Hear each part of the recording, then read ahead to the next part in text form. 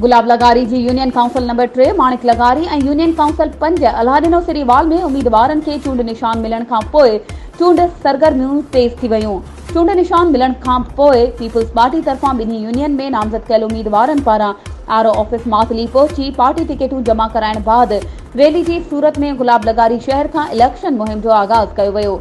इन्हीअ मौक़े ते ज़िले काउंसिल जे पीपी उम्मीदवार तनवीर अहमद सिरीवाल ऐं ज़िले काउंसिल यूसी माणिक लगारी 3 ते पीपी उम्मीदवार जाहिद खान सिरीवाल, यूसी चेयरमैन जे उम्मीदवार तैमूर खान सिरीवाल ऐं वाइस चेयरमैन जे उम्मीदवार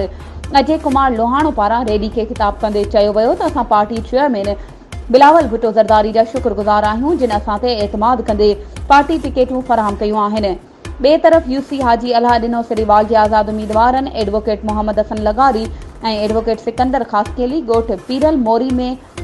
हैदर बख्श रिंद में ख़िताब कंदे चयो त अवाम खे घुर्जे त हू पंहिंजनि उम्मीदवारनि जी चूंड लाइ नई क़यादत खे पंहिंजो क़ीमती वोट ॾेई अॻियां आणनि जेके इलाइक़े जी अवाम जा मसइला तरजीही बुनियादनि ते हल करे सघनि।